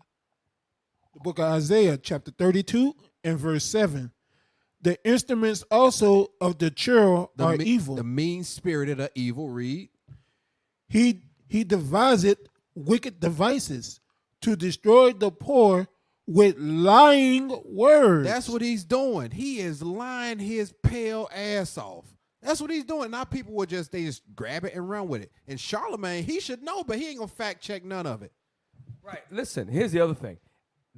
Any good radio show or DJ should go watch the shows, especially the shows that are provocative, right?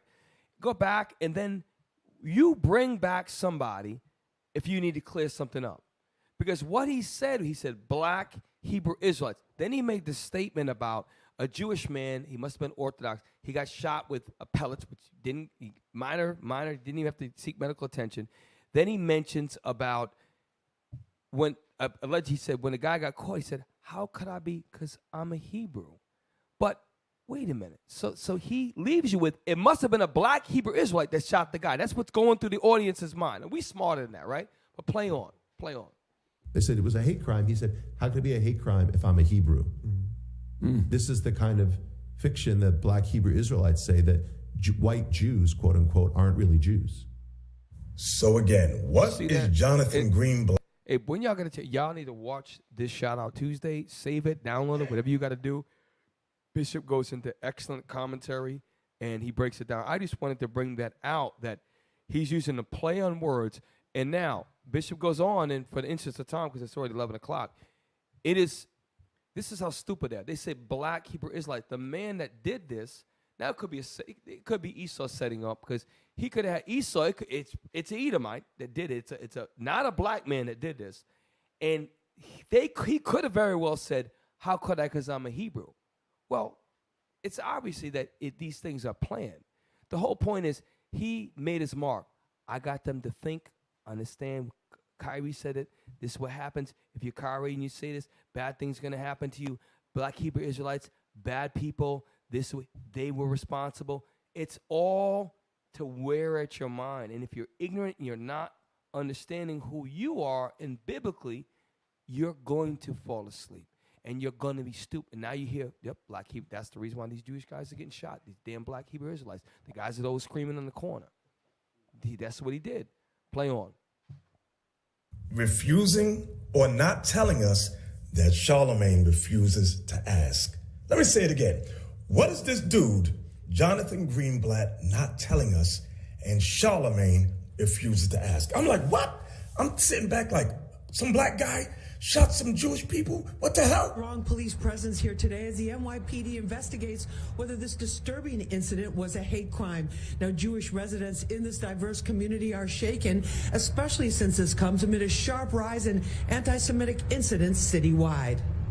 Police tell us about 4:30 p.m. Sunday outside the Island Kosher Market on Victory Boulevard in Staten Island, a 32-year-old Jewish man and his 7-year-old son were on the sidewalk, both wearing yarmulkes. Investigators say a dark sedan with no license plate drove by, and someone inside fired a pellet gun, hitting the father twice in the chest and the child near his ear. It's scary because you don't know when you're walking down the street, you don't know who can do it. Like, imagine if it was a real gun. I think it's very sad what happened to this father and son. Other shoppers here were surprised that an incident like this could happen here. But the NYPD tells us anti-Semitic incidents for the month of November citywide were up 125% over November 2021. This is where they get you on that. So let's say there was four in the whole city that happened to, and that they count that as an anti-Semitic. Well, obviously from the video, they got struck by something. It was non-lethal. They didn't seek. It wasn't a major thing. We're getting shot with a real gun, right? I'm not condoning shooting with BBs by any chance. But so if there were four, they said it went up 125%. If there were four for the year of 2021, if you had 9 the next year, that's 125% increase. 4, right? So you go up 4 and add 25%. That will be 9. So I'd like to see the data. Because when you look at the black on black crime and the murder rate for black and brown people, it is through the roof. If you would compare that with what happens to the Jewish, it's not even close. You could look at the city of Chicago alone in 1 month, and that would topple all the crimes against Jewish crimes in the whole United States, just from 1 month of murder in Chicago. And every time a nigga die in Chicago, nobody even make the damn news. Ain't nobody give a damn. Hey, you gotta really see what's going on. See what's going on. And I'm gonna make it a little personal for myself. I had 2 cousins, both of them were brothers, on Staten Island. Drive-by shooting. They were brothers. The youngest one gets hit and killed. Right? All of my cousins come outside to see what was going on. His brother finds out that it was him. He goes to tend to his brother. The car spins the block again and kills him. I lost 2 cousins in one night, never made the news. There was no anti-hate thing formed. There was no public outcry, nothing. 2 black men lost their lives in one night, and that was just like business like normal. So the fact that they keep doing this and putting it out there like, oh, it's because he saw that he was Orthodox Jew and that's why he did it. He could have just been riding it because he was a white man, and white people do dumb stuff. They ride around shooting people and shooting things and doing whatever. You know what I mean? What about the black people that was killed in Buffalo? Was there an anti-defamation league meeting about that? I don't remember seeing that. Did anybody else see it? Nope. I don't remember hearing the ADL go to Buffalo and say anything about the white man that went in there and killed a bunch of black people. I don't remember hearing that.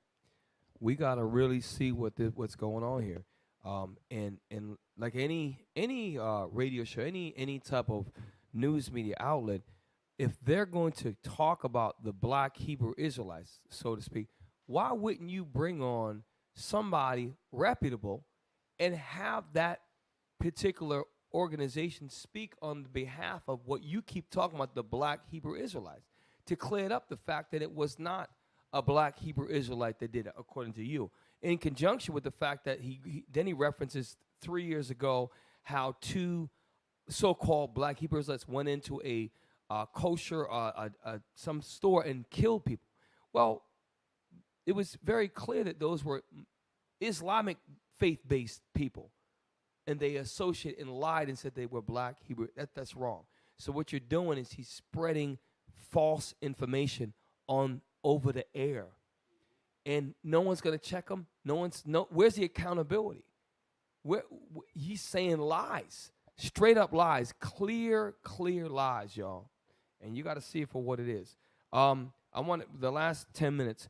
I want you to pull up that record executive. Anyone that is, I think Iran posted it, the best one. Let me see here. Alamo Records. Who's? Let's pull up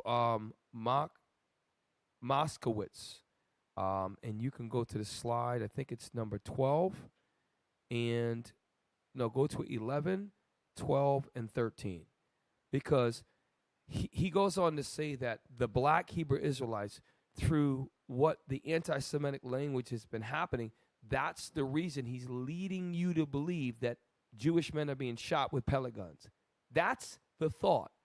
But the reality is this. Now, I'm not saying every single person that runs media is Jewish, but I'm saying the majority of them are. And we're going to give you one example of a Jewish record executive that promotes black music, hip-hop culture, that celebrates the murder of black people.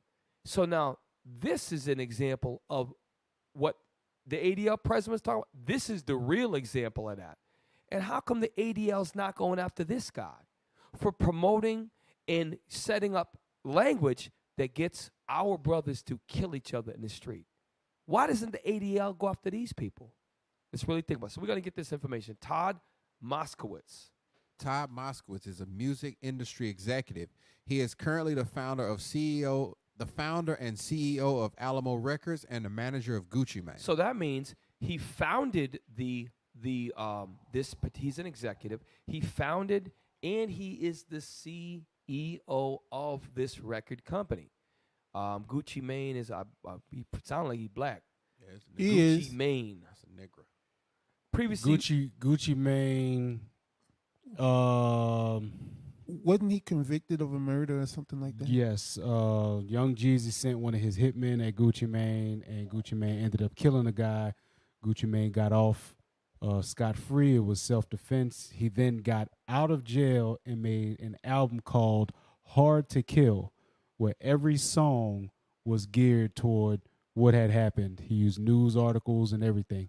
And Todd Moskowitz was his manager at the time, Jewish man, and the promotion of that album launched a whole new era for Gucci Mane after that time. Mm-hmm. it's amazing. And these are Jewish. We're gonna prove it. Read on. Previously, Moskowitz co-founded 300 Entertainment, served as a co-president and CEO of Warner Brothers Records, and worked for Def Jam. Okay, scroll down. Can we get? Is there anything on early life, or is because I want to see that we're not making this up. This man is a Jewish man, and I want to. We're gonna get that. So here's now. Remember the chief of the ADL said the black Hebrew Israelites and the anti-Semitic language is causing. And by the way, it was Caucasian that actually did that, not a black Hebrew Israelite. And he put in our minds as the audience that the black Hebrew Israelites are the reason why blacks, 30-year-old father and son are getting shot with pellets. That's what he put in your mind. The reality is the reason why a lot of black men are killing other black men is because Jewish CEOs are allowing, they could, if he's a CEO, no, I'm not. If you are so righteous, you so-called Jewish executives, right? And I mean, and if the shoe fits, wear it. Why wouldn't you stop the promotion of all black-on-black crime, celebrated murder music, and music that defiles the black woman, the Israelite woman? Why wouldn't you do that? If you're the children of light, why would you allow we're the heathen, right? According to that Talmud, we're the heathen. Why would you allow? Well, actually, that Talmud says that you can do whatever they want to the heathen. That explains it. So they just live in their culture. But you're the children of light. So my point is this: the ADL, the SPLC, how come they're not going after these men? They're allowing. They could shut all this down. This guy, Moskowitz, if he wanted to, he could shut. Nope. If you're not talking about positive things, you're not pushing music on my platform. Well, Cap, gotta remember, the same people that own the media are the same people that own the private prisons. You're right. One of the stipulations with the private prisons is we need to have a 90% occupancy rate. The only way to keep that going is to push the negative music, which influences people to do crime, black people to do crime. When they do crime, the prisons are filled. The prisons are filled. They get the money. They get the money. They can go ahead and keep promoting it on the media. It's a cycle. That's why there's a statement, school to prison pipeline, and they base it upon the reading comprehension of third graders. They can tell that by third grade, if you are not keeping up in school to a certain level, that's why many newspapers are written. Some like New York Times is the 8th grade reading level, but many are written so that even an elementary school can read basic things. And they know that what's going to happen to many of these black men, and these Puerto Rican men, and Dominican men, and this is what ends up happening. Where we at? We almost done, y'all. We almost done. Yes. Okay, so now we're not making this up. I'm using one of many examples, okay? Officer Matthew alluded to Gucci Mane and how he was self-defense, but then he began to release music about murder, going back with murder, right? That's black. A black man tries to kill you, so you go and kill him. That's what that's one example of one artist that he has. Now, let's read on. Moskowitz,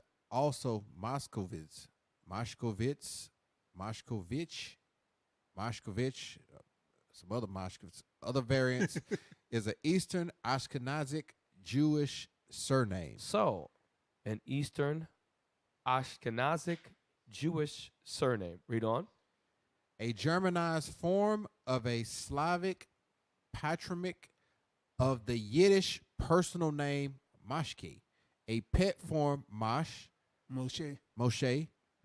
Mashkovici is the Romanian form. Okay, so that's his surname. So his surname is a Jewish surname. All right, now can we go, and if you have to, go ahead. Hey, Cap, he said he founded 300 Entertainment. I'm looking at a couple of artists that popped up on the 300 Entertainment. You have Megan Thee Stallion, who is known for the Hot Girl Summer, causing our women to be whores. Offset, who recently got murdered. And there's this other guy named OMB Peasy, who currently has legal issues for shooting at other rappers on his video shoot recently. Wasn't that Take Flight they got killed? Take off. Take off, okay. Okay. Offset, take off, take Offset off. is his brother's cousin, whatever. Okay, take the Offset. But yeah, all of these guys go. They find all of these different companies, and they just hand it off to their Jewish buddies, and then they go start another company, and they hand that one off, and they start another company. It's just all it does. Hey, so y'all help me without. I'm not as with the time. You ever heard of a rapper named Black Bear, Little Gotti, Smoke Perp, and Why Fist Funeral? I heard of Smoke Perp. Those the drill rappers, right? Mm-hmm. That they go back and forth and talk about in their songs how they murder. They actually talk about the murders that they've done. Yeah. And these Jewish record execs are actually profiting and making money from the celebration of murdering black men, murdering one another. Why doesn't the ADL and the SPLC go after these like Moscovich? You want to know why? Because they all do business together, and they're all from the same family. They're from the family of Edom. Remember, it said the ADL to this day is still set up to protect Jewish criminals. So that's why they're not going after the Moskowitzes. You're right. Yep. We need to get some bombs. Can we hear some? I want to see some of these lyrics. Did we find out with the sister name? And I hope she repent, because I don't wish nothing on my people. Glorilla. What's the song did she talk about abortion? It was a different girl that did the abortion one, but she did the F Negro Free one. Right. Yes.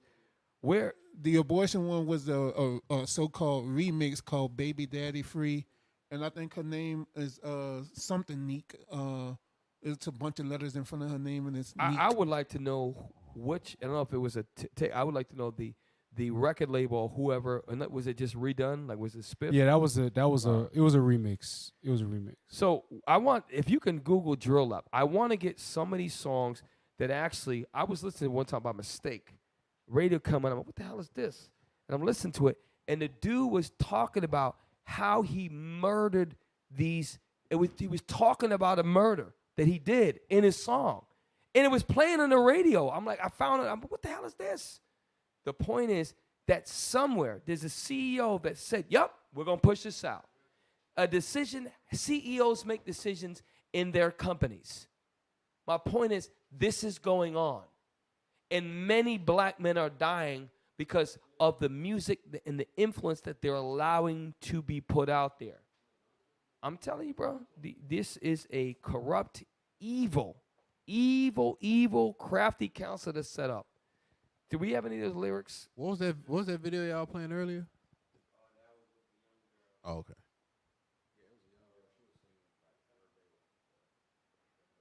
Because that's what they do. Like, you gotta understand, music influences 100% of its listeners. That's why you got mood music for everything. That's why there's baby making music. That's why there's love making music. That's why there's church music. That's why there's hip hop when you feel like you want to party. There's party music. You don't listen to Al Green when you're in the club. Right. You don't. You want to listen to music that got people hype and they jumping around, getting all sweaty and getting drunk. Music influences 100% of its listeners. Before I forget, we get ready to sign off for 10 minutes. Oh, Mikhail, you said that Moscovich had, what was the company that he had that had Meg Thee Stallion? 300 Entertainment. So he is affiliated with that, right? Okay, now. He was at one point. He was. Okay. So Meg Thee Stallion is, and this is the thing about Meg Thee Stallion is what they'll do. Meg Thee Stallion has, and I'm going to just try to be as nice as I can. You take a sister with a body like that. She has curves to her, right?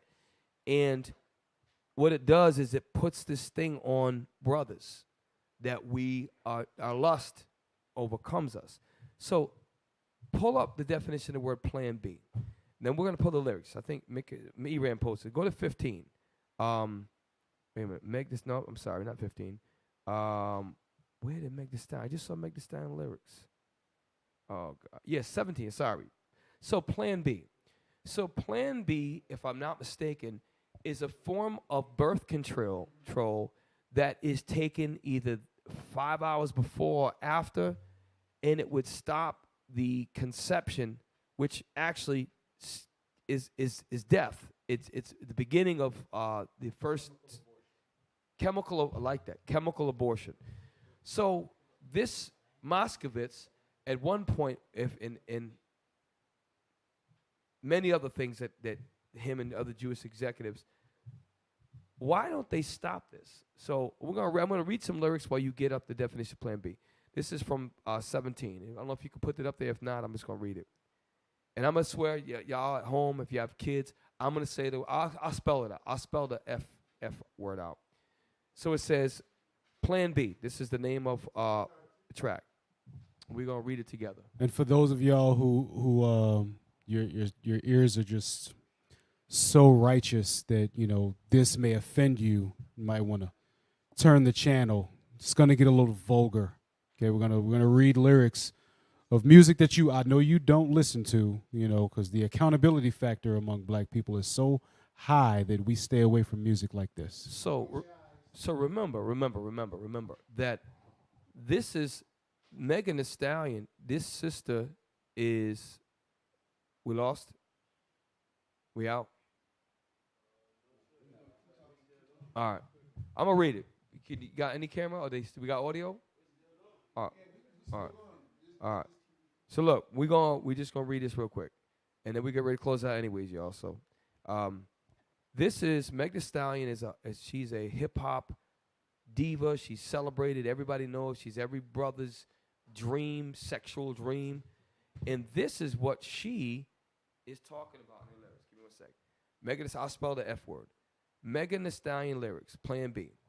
Who the F, when I say F, I'm talking about F-U-C-K, you think you talking to, nigga? F me? Nah, nigga. F you, nigga. So already, the term nigga is supposed to be a term of endearment, right? Well, we'll see. It says, dear F nigga, still can't believe I used to F with ya. F with ya. Popping Plan B's because I ain't planned to be stuck with ya. So obviously, that's a pregnancy. Because Plan B is an abortion, it's a chemical abortion, because if it didn't work out with her and the nigga she used to F, she's not stuck with him. Because what it's doing is it's sending a message that it's okay to have abortions, whatever clever way you Plan B or Plan C or whatever. It's a way to not promote marriage, to destroy black families, and to keep women not dependent on the protection of a man. That's what it's doing. Hey, and you know what our unrepentant people would do? They would say, well, how do you know she's talking about a black man? Yeah, right. Well, Yeah, right. You're jumping to conclusions. Man, come on, man. How many white F niggas you know? Come on, man. Our people, they retarded, because where I get that from, Cap, is remember when Captain Ben Zion read lyrics at camp, and they made it was newsworthy. Like that thing made the news, like, oh, such and such lyrics is condemned by the black Hebrew Israelites. And I see the comment board and everybody's going, well, how do you know he was talking about a black woman? He just said his B rolls his blunts. How do you know it was a black woman? What do you think? Come on, man. Stop playing. So Ling Ling or Ching Ling refers to Ming Ling as his B rolling his blunt. Fufu was over there rolling his blunt. Rolling the dope up. Huh? It's 16, that video you were talking about, that the sister is, the young sister. Can we play that? This is a girl. I don't know. Can we even play that? I don't want to play that. We're going to get and play it with a 12-year-old girl. I guess for education, can we play it? So we're about to show, listen, by the way, we're about to show you something that, and this is just to show you how low. Number one, I'd like to know where the parents are in this, because I'm embarrassed for the parents. But this is the result of the Megan Thee Stallions, the Glorilla, all these sisters, and the brothers that, you know, the brother that killed his mother because she wouldn't get him a video game or something like that. Where do you think you learn all that mentality from? From watching, from playing Chutes and Ladders, and from watching Disney characters? No, he was, his mind's into all these different things. Okay, now I'll just say this. It's just this is, we don't like to see our people like this. We're just showing this because this is on a public platform and we use it for entertainment, not entertainment, for educational purposes. Play. I don't know why y'all be thinking we want to keep our kids just because we the nieces and cousins and grandmas. This is for us. What are you talking about? No. I'm F-R-E-E. Yeah, I'm kid free. I ain't watching them kids because they ain't come out of me. I'm F-R-E-E. Yep, I'm kid free. I ain't watching your baby because you gotta pay a fee. You ain't finna go outside. No, I ain't watching your kids, baby. That's a no. She told me come and get them. I was a no-show. I ain't getting your baby. I won't go. Look, they in the back being bad. I do not got time. Oh my God, look at King. So here's the point. Now, she talking about babysitting. It's supposed to be a funny thing. But the point is, she knew how to sing that because she memorized the actual song. So at 12, it might not sink, but when she starts getting a little bit more developed, then all the things that she listened to, she is going to be a single baby's mother. She is going to be a statistic. The fact that her mind at that young age is you trying to drop your kids off so that you can go and be a thought. That's the basis of what she's saying. Like, nah, you dropping your kids off at the nieces and the grandma house. Right. That ain't cool. Nah, it's not cool what she's doing at all. But she's making a statement to be like, nah, I know what y'all out there doing. Right. Now she may fall into the same trap. Lord will she don't. But she may fall into the same trap because look at the image that y'all portrayed to y'all. That little girl, she look up to the older women and see what y'all do. And now she's lashing out, so to speak, in an ignorant, thottish way. You know what I'm saying? She understands what's going on in the world. She probably 12, and she probably at the age of 10 had to start watching the neighbors' kids, their auntie's children, while they was in the club doing things. And it's just that's a sad state. And I understand she was doing it, try to be cute and this and that. But it's a destroyed state because you won't see no Arab girls doing that, no Chinese girls or white girls doing that. This is showing you this is what music does to our people. It destroys them. Do we have any of the videos of the rap with? Okay, yes, there was one. Yeah, it was at 15 Comataz. Who sang that? There's 15. Let's just go to 14. It's quick. Let's go to 14. We're closing out with this. It's 11:25. We started about almost 11:40. But lyrics are number 14. If you could put 14 up, and then, like I said, and you're gonna find, just do some research, that the record executives that are allowing this music to go out are generally many times Jewish Caucasians. And if they want to talk about anti-Semitic, we're Semitic. So that you're anti-Black and Hispanic and Native American with the real Israelites, because you're allowing the spread of murder music and thought music and abortion music to go out. You're the chairman. You're the CEO. It shows you're not the children of light. You're the children of darkness. Show that 14 and we closing. I know it's late. It's 12:30, almost 12:30 in New York.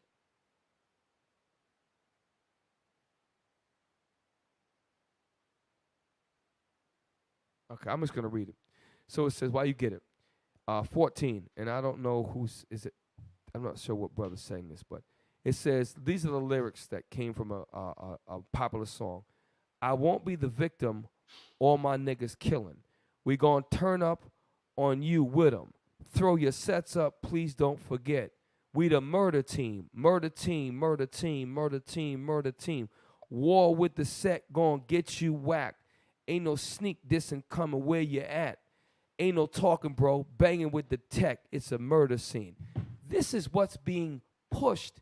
And you 5-year-old, 7-year-old, and you hear your brother listen to this, you start talking about, and that's why you got 11-year-olds bringing guns to school and showing it off like it's a doggone toy.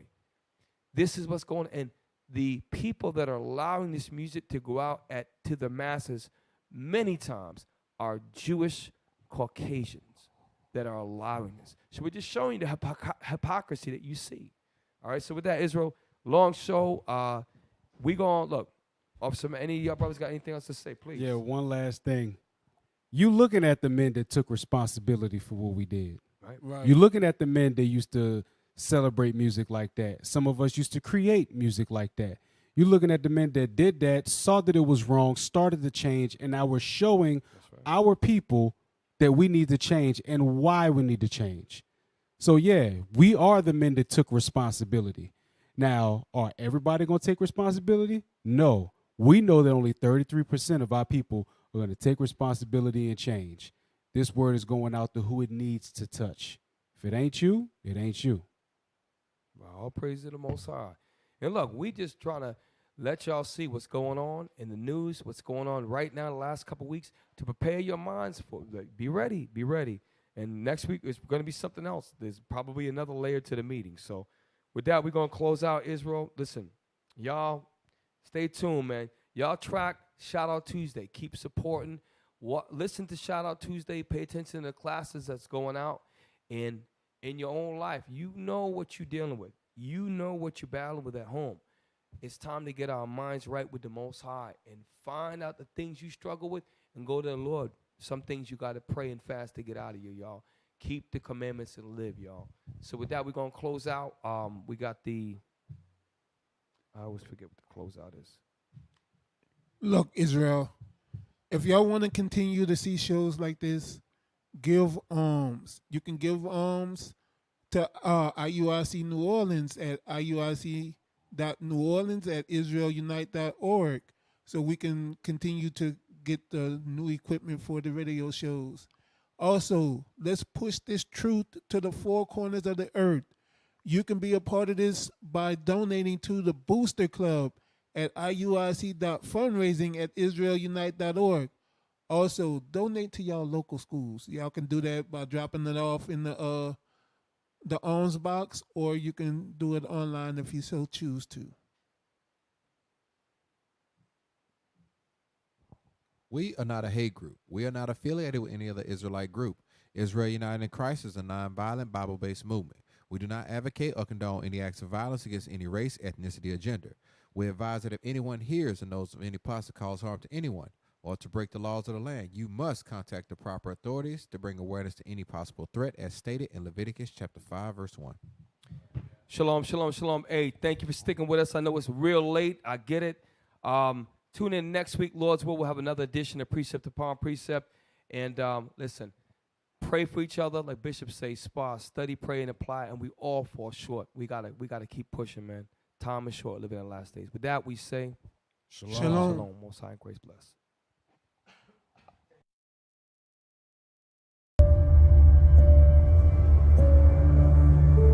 Joseph.